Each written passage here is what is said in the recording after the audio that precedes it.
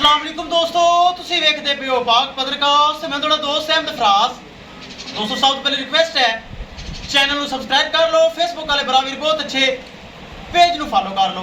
किसी बरावीर को अच्छी नस्ल की गाय 20+ एंड 30+ आला जानवर चाहिए हो बाएतमाद और भरोसे परचेज कर सकता है। लोकेशन अड्डा बुंगा हयात, तहसीलो जिला पाक पत्र शरीफ। मोबाइल नंबर है साडा 0300 पूरा 8754 743। व्हाट्सअप नंबर भी यही है जी, तो लोकल नंबर भी यही है। माशाल्लाह चेक करो, बहुत बड़ा आर्डर, बहुत अलग है। 1 घंटा पहले वीडियो लगी सी, 1 घंटे बाद सौदा हो गया सी। राजा अदील साहब रावलपिंडी 9.5 लाख रुपए डिमांड सी। प्यार मुहब्बत करके राजा अदील साहब ने जोड़ा परचेज कर लिया है। ये जा रही है रावलपिंडी। जेड़े मेरे बरावीर मजीद रावलपिंडी दी आस पास लोग सुन रहे हैं, चेक कर लो। माशाल्लाह जोड़ा लगा सी, रावलपिंडी जा रही है। अल्लाह ताला राजा साहब ने नसीब करे। कैमरामैन साहब गड्डी नंबर एक चीज़ करो क्लियर तो करो, ले चलो जी। माशाल्लाह जोड़ा लगा सी, जो ही वीडियो लगी 1 घंटे बाद फौरी पेमेंट आ गई। ए जा रही है रावलपिंडी। माशाल्लाह चेक करो, बड़े आर्डर क्वालिटी, बहुत अच्छा जोड़ा ए। माशाल्लाह रावलपिंडी जा रही है। 9.5 लाख चुन्नी भी प्यार किया। राजा अदील साहब उन्हें माशाल्लाह परचेज कर लिया है। किसी मेरे भरा वीर नूं मजीद जानवर चाहिए होवे, राबता करना है और जानवर परचेज करना है।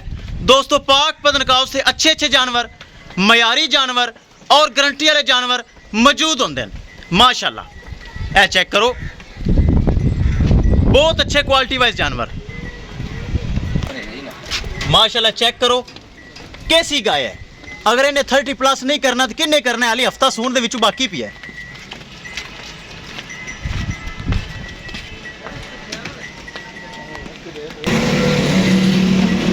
माशाल्लाह जी माशाल्लाह, अल्लाह ताला नजरे बातू बचावे और राजा अदील साहब दे नसीब करे जिन्हें साढ़े ते एतमाद किया है, भरोसा किया और जानवर परचेज किए।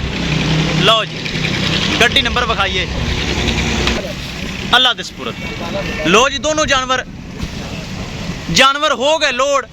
किसी मेरे बरावीर नूं मजीद अच्छी नस्ल का जानवर चाहिए होवे, राबता करके परचेज कर सकता है।